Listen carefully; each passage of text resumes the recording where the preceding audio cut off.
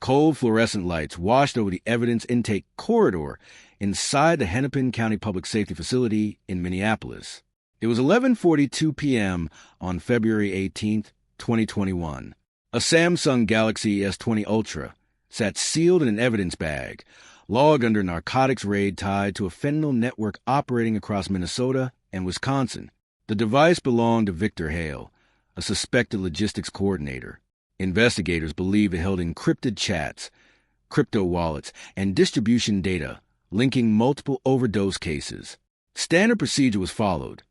The phone was placed in a Faraday isolation bag, documented, and stored in evidence locker C19. It should have been completely silent once inside the vault, but hours later, carrier logs showed something impossible. At 3:14 a.m., the seized phone received an incoming call, then another at 3:17, then 3:22, all successfully reaching the device.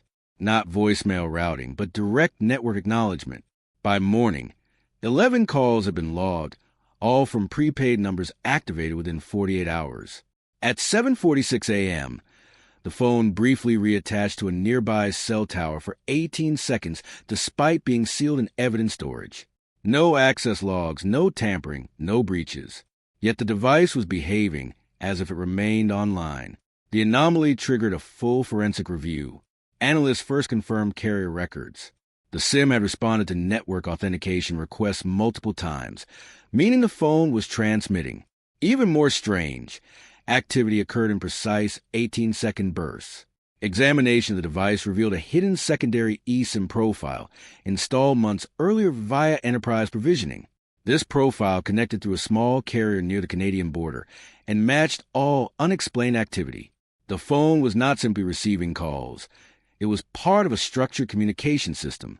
Investigators then reviewed vault security footage. No entry violations appeared. Seals remained intact. However, a brief electrical fluctuation at 2:58 a.m. coincided with the first network activation. Engineers later confirmed Faraday's shielding can momentarily weaken under rare grounding and power inconsistencies. The incoming calls were not random. They followed a pattern tied to infrastructure timing inside the building. Carrier tracing revealed prepaid burner numbers routing through a VoIP server in Winnipeg linked indirectly to Hale's network. Further forensic recovery uncovered hidden software inside the phone acting as a dead drop relay. It activated only when triggered by a sequence of missed calls, briefly enabling the hidden SIM to transmit encrypted metadata bursts. The phone was effectively a beacon confirming whether it remained active in police custody. The calls were not attempts at conversation, but status checks. Whoever controlled the system was monitoring whether law enforcement had fully isolated the device. Investigators then discovered scheduling data linking call patterns to shipment movements across the trafficking network. As long as the phone responded, the operation assumed containment had not fully succeeded. 4 days later, the device was placed in a military-grade RF chamber. Incoming call activity continued in logs, but no transmission occurred.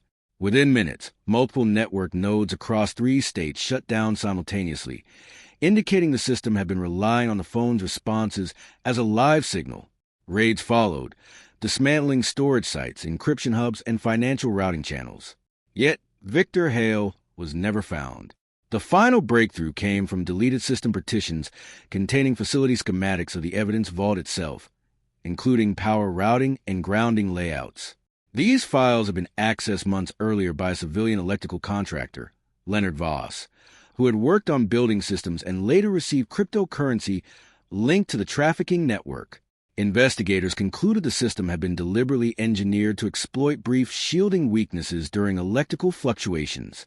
The phone inside the vault was never meant to be recovered as a tool of communication, but as a monitoring device confirming whether seizures had occurred. One recovered packet contained a single phrase, "Storage confirmed." It remains unclear whether the message originated from the device or the external network. The phone was eventually fully destroyed at hardware level, its data preserved only in forensic archives.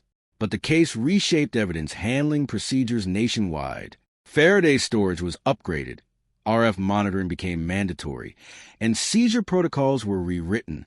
Because investigators learned something unsettling, the phone did not stop communicating when it was locked away.